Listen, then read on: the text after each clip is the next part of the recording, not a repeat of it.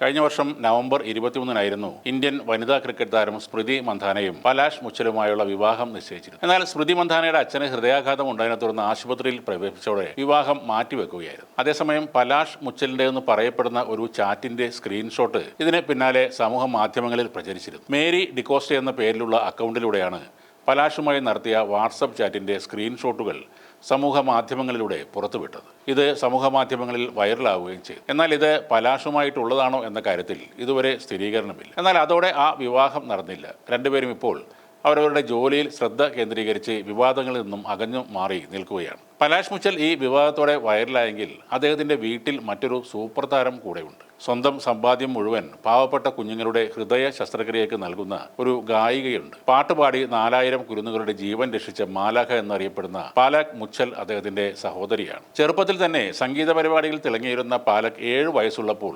1999-ൽ കാർഗിൽ യുദ്ധസമയത്ത് മരിച്ച ഇന്ത്യൻ സൈനികരുടെ കുടുംബങ്ങൾക്ക് ധനസമാഹരണത്തിനായി ഇൻഡോറിലെ കടകളിൽ ഒരാഴ്ച പാട്ടുപാടിയിരുന്നു. അന്ന് 25,000 രൂപ സമാഹരിക്കാൻ അവർക്ക് കഴിഞ്ഞു. ഈ വിജയം മറ്റുള്ളവരെ സഹായിക്കാനായി ഇത്തരം കൂടുതൽ പ്രവർത്തനങ്ങൾ ചെയ്യാൻ പാലക്കിന് ധൈര്യം പകർന്നു. ആ വർഷം അവസാനം ഒഡീഷ ചുഴലിക്കാറ്റിന്റെ ഇരകൾക്കായി ധനസമാഹരണവും നടത്തി. അതിനെ തുടർന്ന് സാമ്പത്തികമായി ഞെരുക്കമുള്ള ആളുകളും സാമൂഹിക സംഘടനകളും ഫണ്ട് സ്വരൂപിക്കാൻ പാലക്കിനെ സമീപിക്കാൻ തുടങ്ങി. പാലക് ഇൻഡോറിൽ പഠിക്കുമ്പോൾ ലോകേഷ് എന്ന കുട്ടിയുടെ അധ്യാപകർ അവളെ സമീപിച്ചു. ഒരു ദരിദ്ര കുടുംബത്തിൽപ്പെട്ട ലോകേഷിന് ഹൃദയ ശസ്ത്രക്രിയ ആവശ്യമായിരുന്നു. വഴിയോര കച്ചവടക്കാരൻ്റെ ഒരു വണ്ടി വേദിയാക്കി പാലക്ക് ഒരു സാംസ്കാരിക പരിപാടി സംഘടിപ്പിച്ച് 55,000 രൂപ സമാഹരിച്ചു നൽകി. അത് കേട്ടറിഞ്ഞ ഇന്ത്യയിലെ പ്രശസ്ത ഹൃദ്രോഗ വിദഗ്ധനായ ഡോക്ടർ ദേവി പ്രസാദ് ഷെട്ടി ലോകേഷിനെ സൗജന്യമായി ഓപ്പറേഷൻ ചെയ്യാൻ തയ്യാറായി. 2000-ലായിരുന്നു ഇത് നടന്നത്. അതേ വർഷം തന്നെ പാലക്കിന് തന്റെ സാമൂഹിക സേവനത്തിന് പ്രധാനമന്ത്രി രാഷ്ട്രീയ ബാല പുരസ്കാരം ലഭിക്കുകയും ചെയ്തു. പിന്നീട് പാലക് മുച്ചൽ ഒരു തീരുമാനമെടുത്തു. തന്റെ പാട്ടിലൂടെ ലഭിക്കുന്ന പണം ആഡംബരങ്ങൾക്കല്ല, മറിച്ച് പാവപ്പെട്ട കുട്ടികളുടെ ഹൃദയ ശസ്ത്രക്രിയകൾക്കായി